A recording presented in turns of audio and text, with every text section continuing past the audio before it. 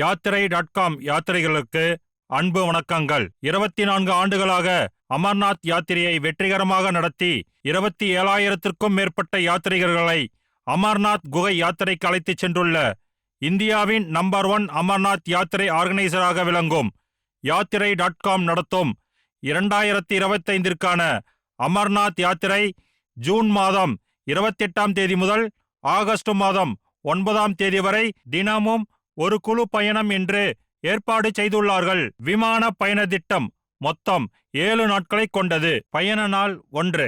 அதிகாலையில் சென்னையிலிருந்து விமானம் மூலம் புறப்பட்டு டெல்லி வழியாக ஸ்ரீநகரை காலை 7 மணி அளவில் சென்றடைகிறோம்.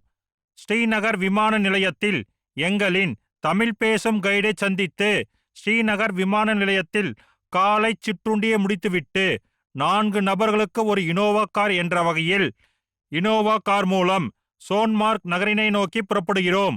வழியில் சிந்து நதி மற்றும் வாங்காத் நதிகளின் கரையில் அமைந்துள்ள 1420 ஆண்டுகள் பழமையான நாரானா கிராமத்தில் அமைந்துள்ள சிதலமடைந்த சிவன் ஆலயத்தில் உள்ள நவ லிங்கங்களை தரிசனம் செய்கிறோம். பின்னர் நாரானா கிராமத்தில் இருந்து புறப்பட்டு மதியம் 1 மணி அளவில் சோன்மார்க் கிராமத்தை சென்றடைந்து நட்சத்திர ஓட்டலில் செக்-இன் செய்து தங்குகிறோம். மதியம் 2 மணி அளவில் மதிய உணவை முடித்துவிட்டு சோன்மார்க்கில் இருந்து கார் மூலம் புறப்பட்டு 4 கிலோமீட்டர் பயணம் செய்து நீல்கிரி ஹெலிகாப்டர் தளத்திற்கு சென்று உங்களின் ஹெலிகாப்டர் டிக்கெட் மற்றும் ஆதார் கார்டு ஆகியவற்றை கொண்டு EKYC மற்றும் RFID கார்டு ப்ராசஸை முடித்துக் கொள்கிறோம். பின்னர் நீல்கிரி ஹெலிகாப்டர் தளத்தில் இருந்து இனோவா கார் மூலம் புறப்பட்டு இந்தியா பாகிஸ்தான் போர் நடைபெற்ற குமிரி என்ற இடத்தினை சென்றடைந்து போர் வீரர்களின் நினைவு சின்னத்தை பார்வையிடுகிறோம். பின்னர்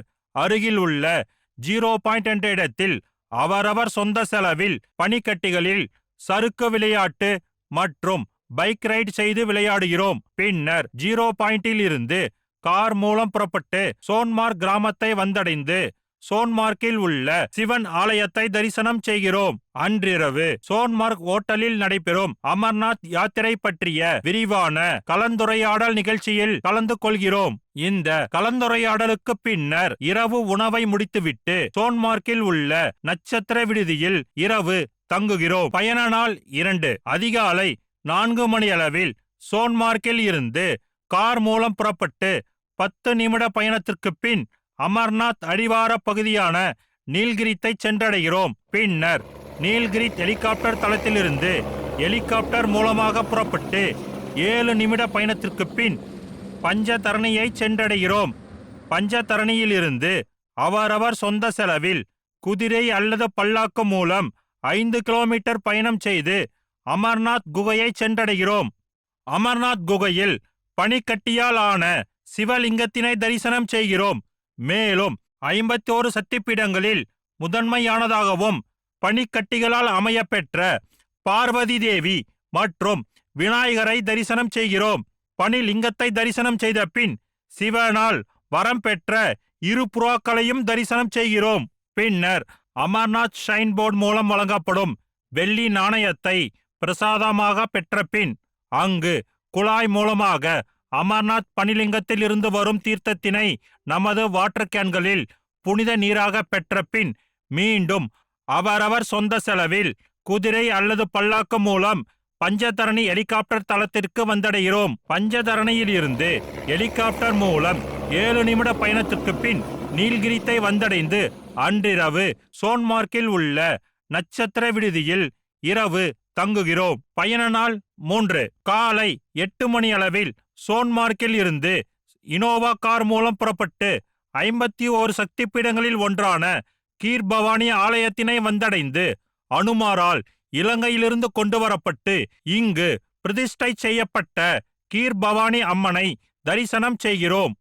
பின்னர் கீர் பவானியில் இருந்து இனோவா கார் மூலம் புறப்பட்டு ஸ்ரீநகரை சென்றடைகிறோம். ஸ்ரீநகரில் மதிய உணவை முடித்துவிட்டு ஸ்ரீநகரில் 2300 ஆண்டுகள் பழமையான புகழ்பெற்ற சங்கராச்சாரியார் ஆலயம் மற்றும் 51 சக்திபீடங்களில் ஒன்றான மகா சக்திபீடங்களில் முக்கியமான இடத்தில் உள்ள ஜேஷ்டா தேவி ஆலயத்தினை தரிசனம் செய்கிறோம்.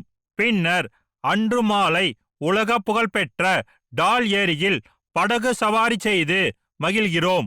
அன்றிரவு ஸ்ரீநகரில் உள்ள ஓட்டலில் இரவு உணவை முடித்துவிட்டு அங்கு இரவு தங்குகிறோம். பயண நாள் 4. காலை 7 மணி அளவில் ஸ்ரீநகரில் உள்ள ஓட்டலில் காலை உணவை முடித்துவிட்டு இனோவா கார் மூலம் புறப்பட்டு ஹரி பர்வத் மலையின் மீது அமைந்துள்ள சரிகா மாதா ஆலயம் என்று அழைக்கப்படும் ஸ்ரீ சக்ரேஸ்வரி தேவி ஆலயத்தினை தரிசனம் செய்கிறோம். பின்னர் காஷ்மீர் மக்களின் புனித தலமாக விளங்கும் இஸ்லாமியர்களின் தீர்க்கதரிசியான முகமது நபி அவர்களின் தலைமுடி இருப்பதாக கருதப்படும் ஹஸ்ரத் பல் மசூதியை தரிசனம் செய்கிறோம்.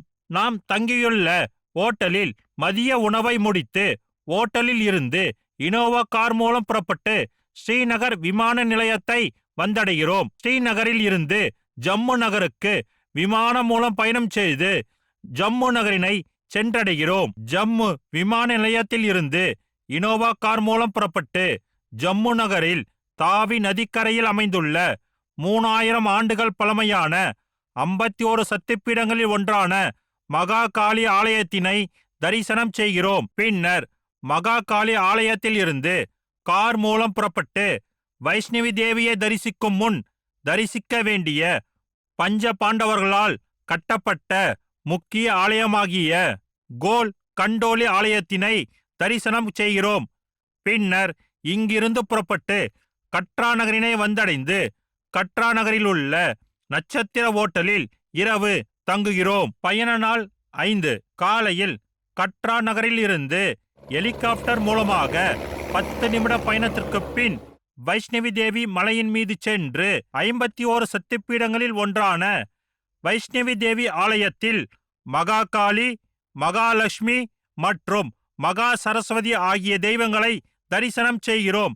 பின்னர் மீண்டும் ஹெலிகாப்டர் மூலமாக 10 நிமிடம் பயணம் செய்து கட்ரா நகரினை வந்தடைந்து அன்றிரவு கட்ராவில் உள்ள நட்சத்திர ஓட்டலில் இரவு தங்குகிறோம். பயண நாள் 6. காலையில் கட்ரா நகரில் இருந்து இனோவா கார் மூலம் புறப்பட்டு ரன்சு கிராமத்தை வந்தடைகிறோம். ரன்சு கிராமத்தில் இருந்து அவரவர் சொந்த செலவில் குதிரை அல்லது பல்லாக்கு மூலமாக 3.5 கிலோமீட்டர் பயணம் செய்து சிவகோரி குகையை சென்றடைகிறோம். சிவகோரி குகையில் உள்ள பாறை இடுக்குகளில் தவழ்ந்து சென்று சுயம்பு சிவலிங்கத்தினை தரிசனம் செய்து பின்னர் அருகில் உள்ள மற்ற தெய்வங்களை தரிசனம் செய்கிறோம். மீண்டும் அவரவர் சொந்த செலவில் குதிரை அல்லது பல்லாக்கு மூலம் 3.5 கிலோமீட்டர் பயணம் செய்து ரன்சு கிராமத்தினை வந்தடைந்து ரன்சு கிராமத்தில் இருந்து கட்ரா வரும் வழியில் சிகர் பாபா வாட்டர் ஃபால்ஸை கண்டுகளிக்கிறோம். பின் இங்கிருந்து புறப்பட்டு கட்ரா வரும் வழியில் உள்ள நவதேவி மாதா ஆலயத்தினை குகைக்குள் சென்று தரிசனம் செய்கிறோம். பின்னர் அருகில் உள்ள பாபா அகர்ஜிட்டோ ஆலயத்தினை தரிசனம் செய்கிறோம்.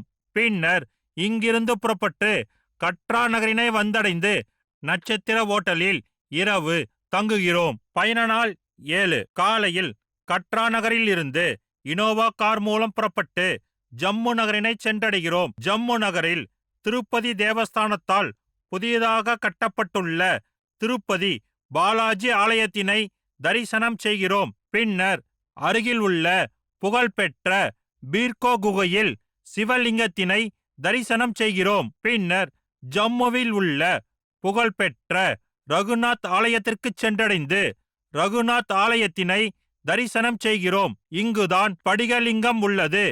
மேலும் 1 கோடிக்கும் மேற்பட்ட லிங்கங்கள் வைக்கப்பட்டுள்ளது. பின்னர் ஜம்முவில் இருந்து இனோவா கார் மூலம் புறப்பட்டு இந்தியா பாகிஸ்தான் நாடுகளுக்கு இடையே உள்ள இன்டர்நேஷனல் பார்டர் பகுதியான சுச்சட்கர் கிராமத்தை சென்றடைந்து இந்திய ராணுவத்தின் சிறப்பு அனுமதியை பெற்று இந்தியா பாகிஸ்தான் நாடுகளின் எல்லை பகுதியை பார்வையிடுகிறோம். பின்னர் இங்குள்ள பழமைமிகு ரகுநாத் ஆலயத்தினை தரிசனம் செய்கிறோம்.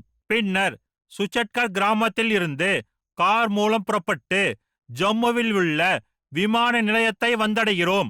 ஜம்மு விமான நிலையத்தில் இருந்து மாலை 7 மணி அளவில் விமானம் மூலம் புறப்பட்டு டெல்லி வழியாக சென்னையை இரவு 11:30 மணி அளவில் வந்தடைந்து அமர்நாத் பனிலிங்கம், வைஷ்ணவி தேவி ஆலயம், சிவகோரி குகை மற்றும் பல்வேறு ஆலயங்களை தரிசனம் செய்த இனிய பயண நினைவுகளுடன் யாத்திரை.com வழங்கும் அமர்நாத் சிலோன்மணி என்ற அடைமொழியுடன் அவரவர் இல்லம் நோக்கி புறப்படுகிறோம்.